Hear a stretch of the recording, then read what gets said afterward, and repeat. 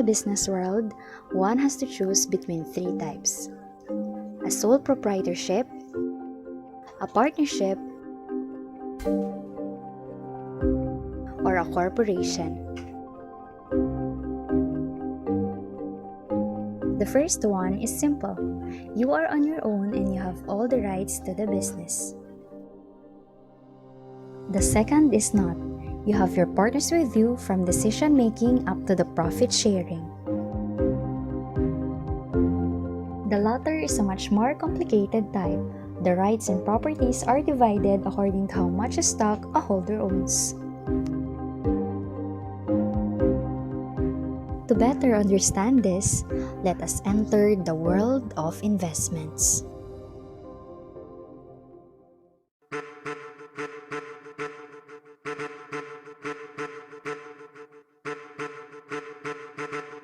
Investing is the process of using your money to buy something that you think has a high probability of generating a safe and acceptable rate of return over time, making investors interested in the game even if it's risky.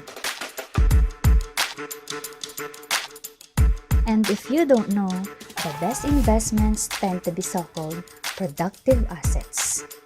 Productive assets have the ability to generate profits and cash flow.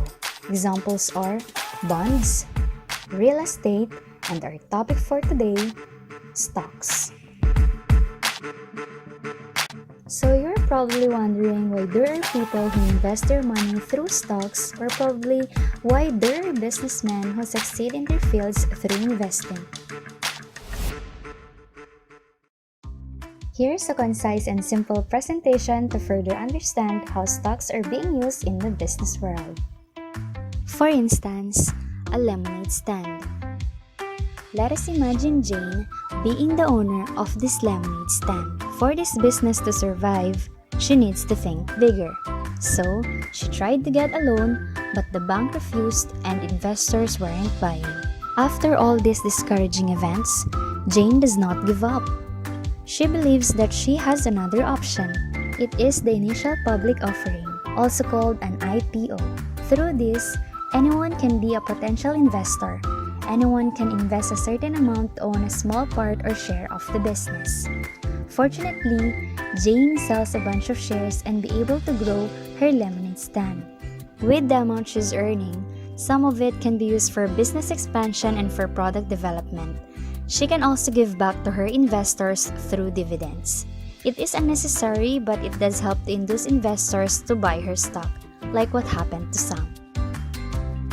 Sam thought that what Jane did was a great idea, so he offers to buy some shares from one of the original investors for twice of what Jane has paid for them, because he thinks that he can sell all the shares for more than he has paid later in the future. So that's the concept of stock market, which is where buying and selling of stocks happens. And to further elaborate on the idea of stocks, let us take into consideration this famous investor icon, Warren Buffett. It's the sound of money. Some numbers just gotta stick with you. He started his own investment company called Buffett's Partnership in 1956.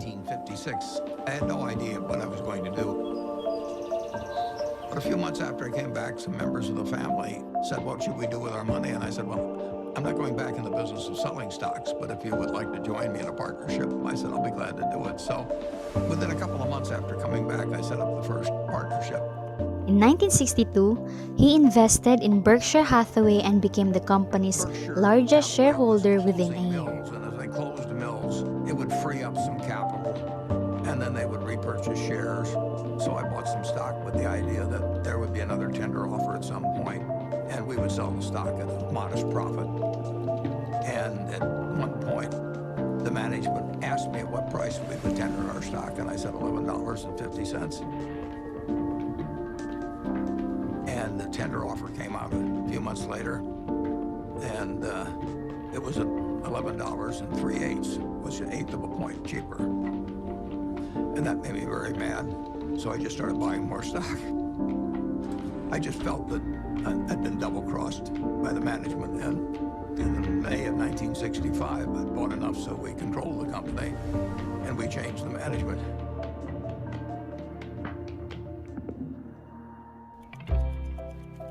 Just a quick backstory of how this widely known, the Oracle of Omaha began his journey. He started investing when he was 11 years old. At his young age, he managed to make his first stock purchase by buying 3 shares of an oil company at about $38 per share and eventually sold the stock at $40, making a profit of $2 per share. But he learned an important lesson about patience when the price later shot up to $200 per share. Up to the present, Buffett's net worth continues to swell overall, and Berkshire Hathaway had grown with the stock currently valued above $320,000 per share. A reminder that anything can happen in this world. I mean, it's instructive art. That's just one of the many true-to-life representations of how stocks change their value over time.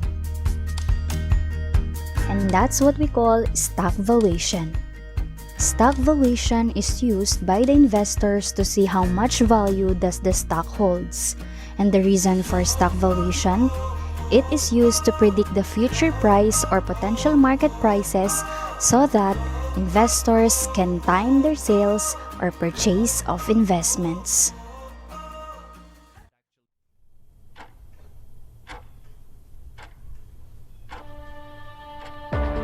Because timeliness is key in the stock market, let me ask you, are you ready to be the next Buffett of the decade or make your own name in the industry?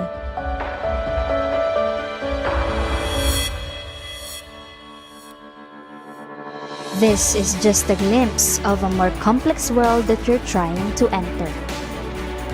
To conclude, we have to quote this famous phrase of Buffett: I will tell you how to become rich.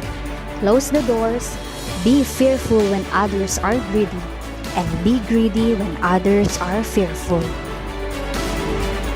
Start while you're still young. Begin when you have the means to be prepared to invest in a down market, and be ready to get out in a soaring market. An investment in knowledge pays the best interest. Do it now.